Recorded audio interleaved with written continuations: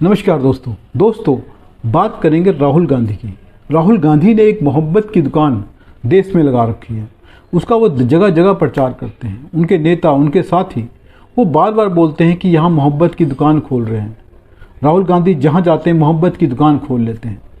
दोस्तों, पहली बात तो ये है कि कोई मोहब्बत की दुकान हो ही नहीं सकती, क्योंकि मोहब्बत ऐसी चीज़ नहीं है जिसको बाज़ार में बेचा जाए, और जो बिक जाए वो मोहब्बत नहीं होती। तो आप ये तो मान कर चलिए कि जो राहुल गांधी जिस चीज़ की दुकान लगा कर बैठे हैं, वो जो चीज़ बेच रहे हैं, वो मोहब्बत नहीं हो सकती। वो बहुत कुछ हो सकता है, लेकिन मोहब्बत नहीं हो सकती। और दुकान उसी जगह, उसी इमारत, उसी भवन को कहा जाता है जहाँ कुछ बिकता हो। अभी राहुल गांधी को किसने सलाह दे दी कि मोहब्बत की दुकान लगा लो?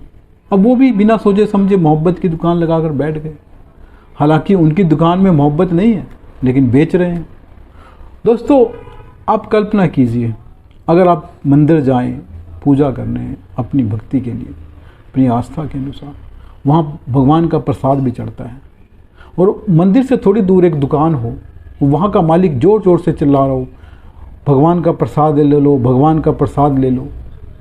उसके जो सहयोगी हैं, जो उसके काम करने वाले नौकर वगैरह हैं, वो भी यही चिल्ला रहे हो, प्रसाद यहाँ बढ़िया प्रसाद मिलता है, प्रसाद ले लो, प्रसाद ले लो।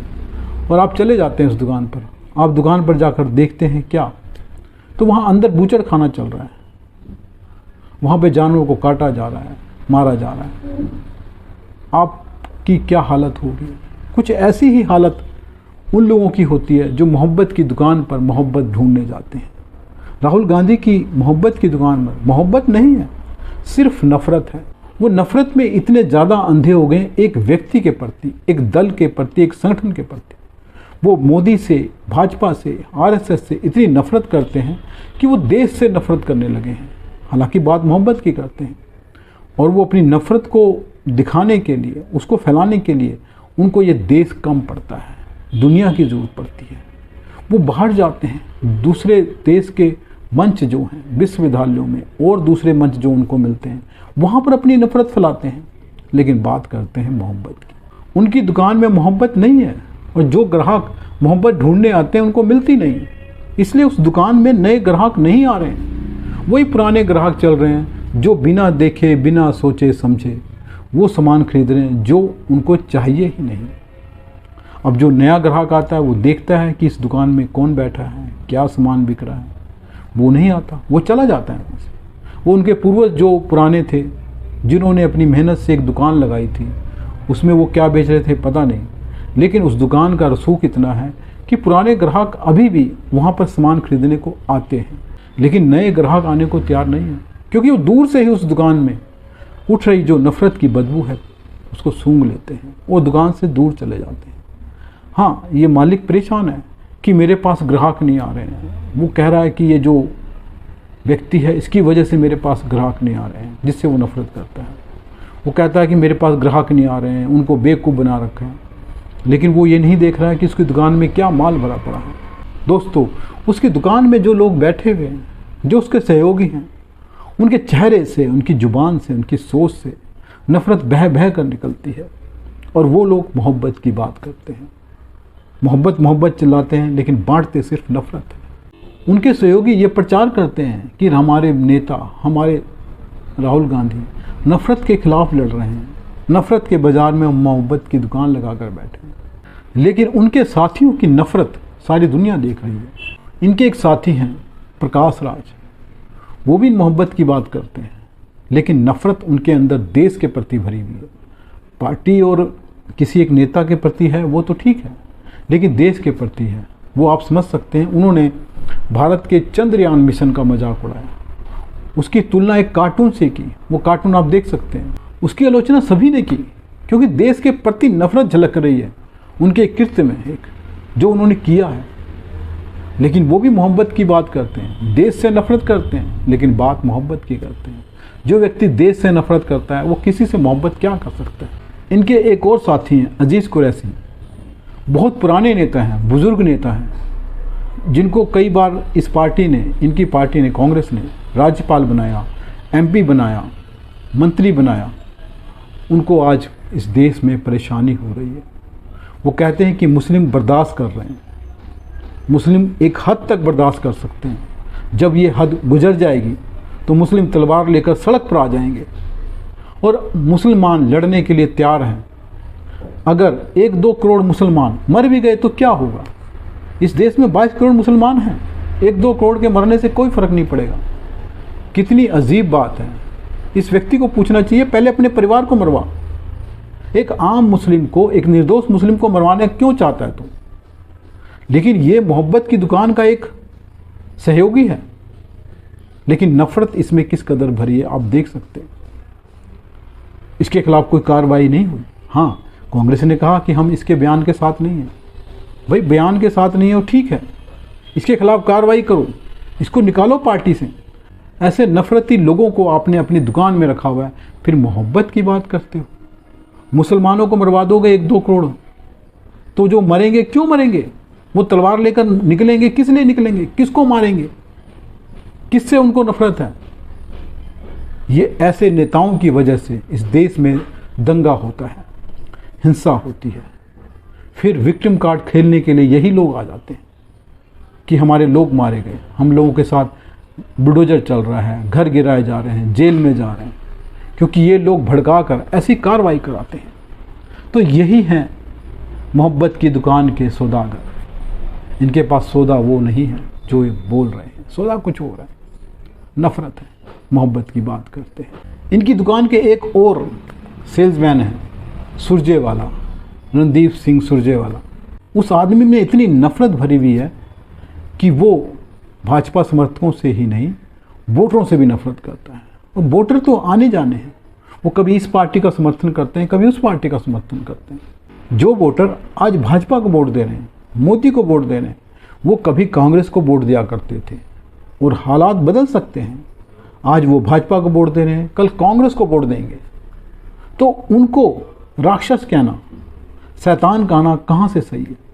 और फिर ये आदमी कहता है मैं कुरुक्षेत्र की धरती पर खड़े होकर इन वोटरों को, इन समर्थकों को श्राप देता हूँ। भाई तू कहाँ तपस्या करके आ गया?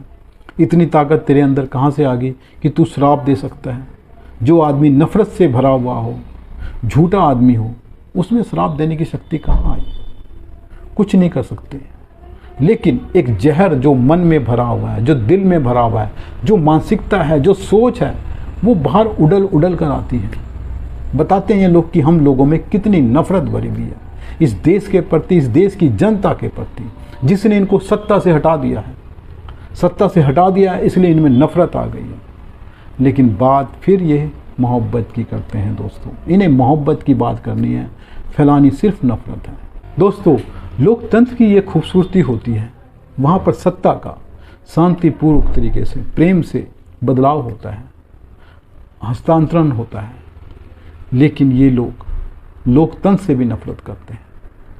अब क्योंकि लोकतंत्र में वोट की ताकत जनता के पास होती है और जनता ने अपनी ताकत से इनको बदल दिया है, लेकिन ये उसको स्वीकार करने को तैयार नहीं है। जनता को ही गाली देने पर उतारू हो गए। इनकी एक और सहयोगी हैं सुप्रिया श्रीने। उनकी भाषा आप देखिए, आपको एहसास होगा कि भाजपा के प्रति और मोदी के प्रति कितनी नफरत भरी हुई है उस महिला के। लेकिन वो मोहब्बत की दुकान की सौदागर है। ऐसे इसके कितने ही सहयोगी हैं, मणिशंकर अय्यर हो, और भी कितने नेता हों। इनकी माता जी, एक दंगा हुआ था गुजरात में, मोदी जी को मौत का सौदागर बोल दिया। राहुल गांधी ने खुद मोदी जी को पुलवामा अटैक के कारण खून की दलाली करने वाला बताया। कभी आप हिटलर बताते हैं, कभी आप मुसोलिनी बताते हैं, खून की दलाली, मौत का सौदागर, हत्यारा, क्या क्या बोलते हैं। ये मोहब्बत की जुबान से निकली हुई भाषा नहीं है, ये नफ़रत की जुबान है। और इस जुबान से जो नफ़रत निकल रही है वह मोहब्बत की दुकान पर बैठने वालों को शोभा नहीं देती। लेकिन ये मोहब्बत की दुकान लगी हुई है। कांग्रेस के शासनकाल में सैकड़ों दंगे हुए, देश का बंटवारा हुआ, 10 लाख से ज़्यादा लोग मारे गए, करोड़ों लोग बेघर हो गए, कितने ही हत्याएं, रेप हुए। लेकिन किसी ने भी नेहरू को, इंदिरा को, राजीव को और गांधी जी को हत्यारा नहीं कहा, मौत का सौदागर नहीं बोला, खून की दलाली करने वाला नहीं बोला। एक दंगे के कारण मोदी जी को जो गालियां दी गई हैं वो सैकड़ों दंगे वाले नेताओं को नहीं दी गई। मोहब्बत कौन करता है, कौन नफरत करता है, इससे साबित हो जाता है। लेकिन ये मोहब्बत की दुकान चलती रहेगी। देश की सेना सर्जिकल स्ट्राइक करती है तो मोहब्बत की दुकान वाले उससे सबूत मांगने पहुंच जाते हैं। दुश्मन की तारीफ करते हैं, देश की सेना पर शक करते हैं। इनको देश की सेना पर भरोसा नहीं है। सर्जिकल स्ट्राइक करो तो सबूत दो इनको। इनके खिलाफ अगर सीबीआई ईडी कार्रवाई करे तो वो इनसे बदला ले रही है, सरकार इनसे बदला ले रही है।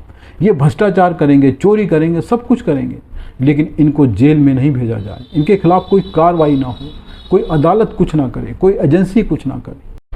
अगर आप साफ सुथरे हैं, आपने कुछ नहीं किया है, आपके पास चोरी का पैसा नहीं है, आपकी दुकान में मोहब्बत का माल है, फिर डरते क्यों हो? फिर क्यों बात करते हो कि बदला लिया जा रहा है? आप अदालतों से क्यों डरते हो?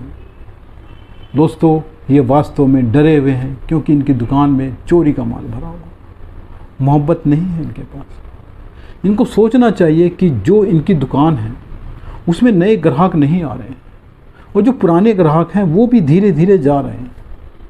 इनकी दुकान धीरे धीरे फेल हो रही है। इनके पास नए ग्राहक क्यों नहीं आ रहे हैं, ये इनको सोचने की ज़रूरत है। अपनी दुकान में मुड़कर पीछे देखने की ज़रूरत है कि क्या सामान रखा हुआ है।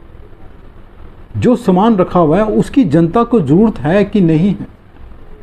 जो सामान आप बेच रहे हो वो आपके पास है ही नहीं। जब दुकान में वो सामान ही नहीं है जो आप बेच रहे हो, तो फिर ग्राहक क्यों आएगा? आएगा तो चला जाएगा।